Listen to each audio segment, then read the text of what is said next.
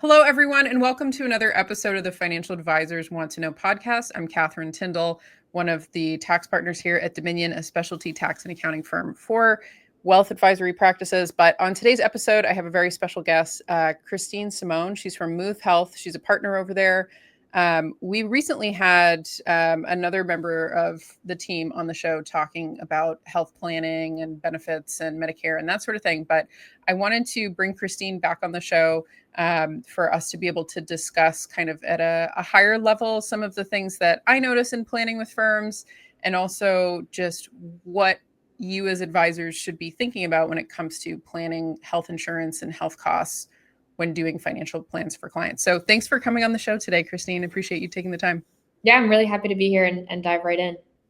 So I know we were talking in the pre-show a little bit about how I have a lot of experience working with firm owners themselves for their own tax planning. And one of the almost like within the first couple of conversations, the question comes up of how are you doing your health insurance? Like, how are you doing this administratively? Like, what's the coverages? Like, how is it working? Is it good? Is it bad? Are you deducting it? Like this, that, and the other, right? And very often I find in those conversations, the advisor, it's kind of a blank spot on the map for them, for themselves. And so, I think for a lot of these firms, and then to the way that I've seen the industry starting to change, where consumer expectations or they want something more holistic, like they're not looking for, tell me what stocks to pick. They're looking for somebody to really offboard a lot of the administrative mental burden of everything that goes on into this administrative stuff. So I've been noticing that a lot on the practice side. What have you been seeing, like in terms of how advisors and practices have been doing this historically, what you've seen successful practices doing, and just a little bit about kind of what you guys do related to this area?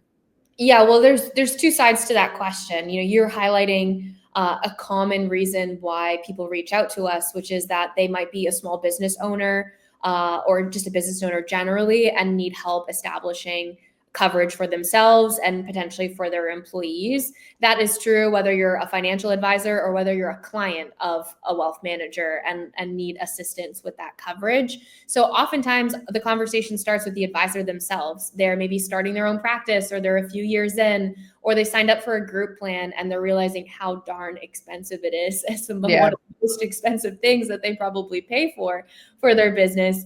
And so they're wondering, like, are there other options out there? We help advisors as well as their clients explore those other options out there. A lot of the times we just assume you need group coverage if you're a business.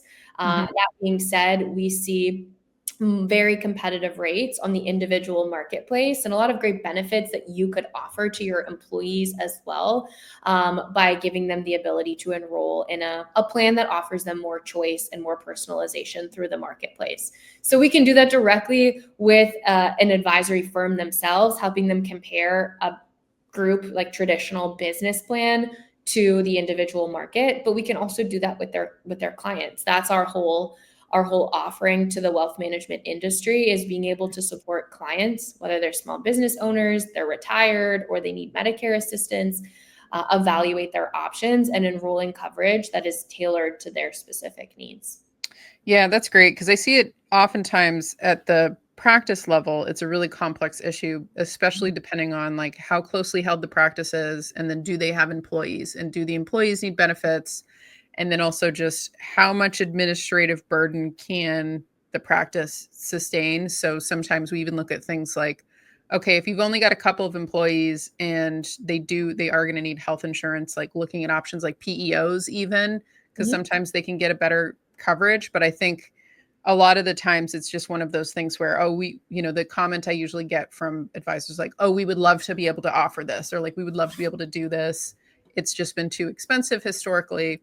But I think maybe zooming down on, the technical advisory role and the relationship with the clients, if you could speak to a little bit of what you've experienced with them using this component of their clients' life, of how they can be adding more value by focusing on, a more holistic approach with including like the health planning as part of what they're doing on the financial planning side. Well, think about the impact. If you have a client who's wanting to start a business, maybe they dreamed their whole life of starting a business, or maybe they're selling their business that they've just spent 30, 40 years building. And one of the things that they have questions around is their health insurance. It could be one of the things that's keeping them from selling their business because they're not yet 65, or they're afraid to lose their traditional employer-based coverage if they wanted to start their first company. Think of the impact that you as an advisor could have if you were able to help the client lay out their options, understand, the costs associated with moving through with that decision, and helping them eventually with a partner like ours or others enroll in that coverage and establish that coverage. Like, our goal is to help clients feel confident and clear in their coverage options. And a lot of the times we are restricted. We've seen clients be restricted or afraid to move forward through those big milestones in their life because of health insurance. So we're trying to really unlock the abilities that clients have, make sure they understand the costs associated with their coverage. And the advisor plays such a key role in that decision because it is one of the top things that they will spend money on. Like, guaranteed, especially in retirement, it's one of the top 3 expenses. As we already spoken about, as a business owner, it's one of the top expenses. So there is so much impact to the financial plan overall. To ignore this area is going to result in a huge gap in your overall insight and knowledge of where your clients are spending money.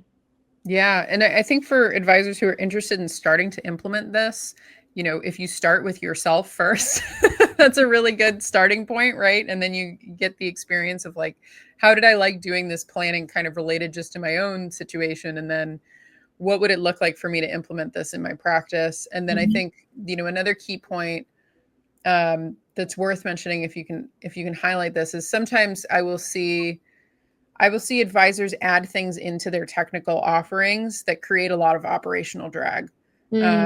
Unless it's like a really fully thought out, okay, this is a real need case. Like, we really do need to keep this in-house, or we really do need to offer this. Like, most often where I encounter it is that like people will do the wealth management and then they'll offer to do the tax work as well for clients. Yeah. And it can create a ton of operational drag because it's just a very different process compared to the wealth management. But it can be executed really well. It's one of those things where it's hard to dabble in it and do well with it.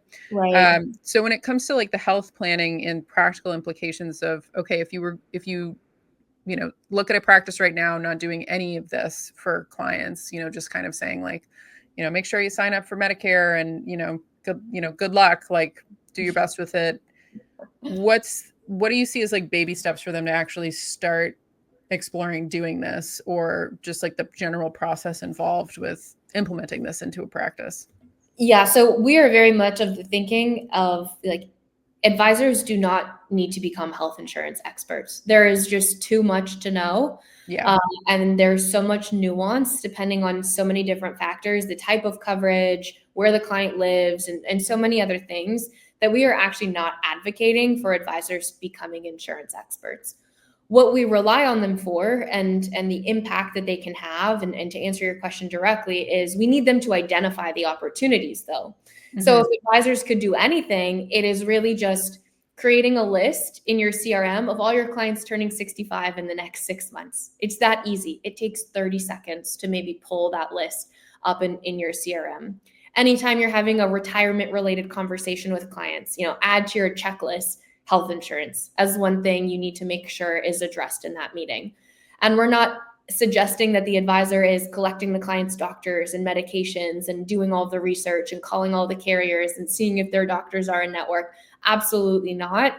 We're recommending partnering with someone that you trust, that has the scalability and the security and the client experience that you would deliver at your firm, and that will help handhold your client all the way through to enrollment in a process where you as an advisor at least have the oversight to have impact on any income that might impact the premiums that the client might receive, whether that's IRMA for Medicare or premium tax credits for the marketplace. Mm-hmm. And then also the outcome of which plan was selected and updating your financial plan to ensure that those premiums and out-of-pocket costs are reflected in the financial plan. So to not be, overly promotional, we've built our workflow around the advisor so that they can participate as they wish throughout the process. But most importantly, they can log into the platform and they can see the client's premiums post-enrollment and update their financial plan with ease. They don't have to be emailing the insurance agent or asking the client what plan they picked or anything like that. It's all fed to the client, the advisor, through the platform. Yeah, that's great, because I think, I always like to think of things at the level of like, okay, what's the best customer experience outcome that you have? But then you have to combine that with like, how are you going to build the back end system structural support so that it's a very clean process for them and a clean process for your team to execute it, where it's, it's very tight. And then when it comes to like, not that most advisors are overly obsessive about this, but as an accountant, I'd be remiss not to bring it up, is just making sure that the unit economics are working, of like when you're doing the advising, that you're not having to spend a ton of extra time. The more that you can do things that are extra value add that do not cost you time, and then it creates a better experience for the client, like that's the win, right? And trying to do that as streamlined as possible. So that's great. You guys have a portal that they can just pull that information back out of, and the client, because I think the thing that really frustrates, I experience this with the firm owners, like having to do all the back and forth between the different elements of their life. Like they just don't want to administratively have to deal with this stuff to begin with. And the more these components can just be synchronized in the background, like between the wealth management and health planning and tax planning, like it just makes their experience so much better. And it's so much easier for us to operate practices like that. So in terms of like things that you've seen as stumbling blocks for advisors, or like common objections to not doing this, what are the common things that you've run into of like why advisors would, not want to do, not want to implement something like this? Just a slight interruption in this conversation. I wanted to bring to your attention two things that are important for you to know. So, we're always at the mercy of social media algorithms. So, if you can subscribe to the show, that would mean a lot to me. Even more to me if you can leave a rating and let me know what you think about it. But we have a new newsletter that's coming out. It's going to be very active in 2025. That is specifically around tax issues that I'm seeing advisors face in their own practices, changes in legislations, and the pieces that I think are critically important for you to stay ahead of as an advisor with the new administration. So nearby, wherever you're interacting with this, will be the link of how to sign up for our newsletter. Also nearby will be the link to my LinkedIn, which is the best way to get in touch with me, learn more about what we're doing for advisors in the tax strategy and compliance work that we do, and also to get access to the various tools and interviews and things that I do, specifically designed to help you improve your practice, improve your own tax situation, etc. So let's get back to the episode, and thanks for tuning in. Yeah, so I have kind of two points that are worth bringing up. The first is kind of what we just spoke about. Advisors are maybe afraid that they'll be relied on as the expert. Yeah. It's not what we're advocating for at all. If anything, I think that if an advisor tries to offer advice in this area, it's probably too high level and could actually mislead the client in some way, shape, or form. So it's almost better to just identify the opportunity, start the conversation, and connect them with someone who is an expert that you have that oversight on, as we spoke about. I hear a lot from advisors that they're like, I don't know that I want to really get into these topic areas. They're thinking that they're going to be relied on for their clients telling them their health concerns and their health conditions and all these sorts of things that maybe they don't want to know. But frankly, if their clients did open up to them about that, think of how strong that relationship could get. Like if an advisor could actually just at a high level entertain or have a conversation with their client about them being concerned about getting diagnosed with something in retirement that their parents had or something like that. Like that is actually a great way to really strengthen a relationship with your client. And then you just have to have a really smooth handoff to someone that you trust that can carry that forward. So I think some advisors are a little bit afraid of that as healthcare generally as like a topic where they don't need to. That's definitely something that we can help them overcome with just some conversation primers and some ways to handle those conversations. But the second thing, we're in 2025. It's the era of AI. There's so many technologies. There's so many tools. There's so many like trinkets and exciting things that they can focus on. And I've heard, from advisors that they're so busy implementing some of these like deeper technologies into their practice that it's almost taking away from their ability to focus on the services that are being offered because they are so technically heavy. I've heard firms tell me they've got like an AI task force and things like that matter for efficiency and they matter for scale. But they don't matter as much as something like what we do for your client's experience, for the service level that you're delivering to them, and for building that strong relationship where your client is not going to leave you for someone else because they do this one thing that you don't do. Like AI is all behind the scenes, like your lead gen tools or your meeting note takers, like that's all stuff that's behind the scenes. Clients don't really care about that sort of stuff. They just want to know that you're taking care of them. And that you're considering that holistic financial plan. So those are definitely kind of two hills that we're kind of climbing up right now with advisors every day. But we help them overcome that and understand that this is something that's super important to the client. Yeah, well, and especially on the health spending side, like it really does flow back to everything going on with them financially. Like I know just even as a tax professional, it's one of the questions that I have to recur every year because it's like, okay, well, are we going to be able to deduct this? Or, how is this going to be reflected? And then it too, even just on the relationship side, it's like, okay, well, if I know that they're spending a lot of money on health stuff and going through a health thing right now, am I going to pressure them for, these other things? Like it impacts your ability to deliver services well. If you're just like, oh yeah, no, I know that this, this family's dealing with somebody's got cancer right now, or I know that this family's dealing with, they just had a new baby right now, or whatever it is. And it just allows you to really have that deeper relationship when you know those things, but then also just really deliver much better advice in a lot of ways. And structure the relationship correctly. So I think those are really great points. What are some wins that you've seen from firms that you guys have worked with in terms of like some of the outcomes that they feel like they've achieved through being able to like work with a partner like you? Like, do you have any like battle stories from that? Well, battle stories is not where I thought you were going with that question. I mean, wins. We've got firms victory stories.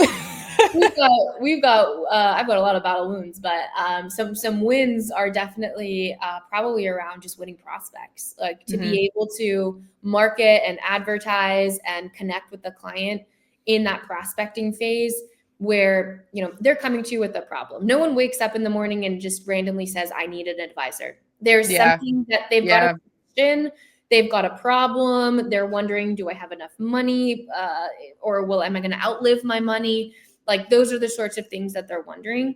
So think about the impact that you can have with the client, where if you're meeting them for the first time and they're talking about retiring and they're probably interviewing like 2 or 3 other advisors at the same time. But one of the things that you bring up is different. It's specific. It's relevant to them. It's, hey, you're retiring. Can we help you with, your health insurance? This is going to make up one of the top 3 things you'll spend your money on in retirement. So we think it's really important to get a better idea of what insurance is going to cost you. Are you interested in me kind of running you through this process that we have where we can help you evaluate health plan options? That is a standout experience for a prospect, and it doesn't cost the advisor anything. Not time, not money, especially again with a partner like us. Like we're going to evaluate the plan options. We're going to put an analysis in front of the client and they can talk about it with their advisor. They can talk about it with us. And that is an extremely unique scenario that you just help that client address, because everyone can do the money management. Everyone can do the financial planning. Different layers and levels of tax planning exist at firms, same with estate planning.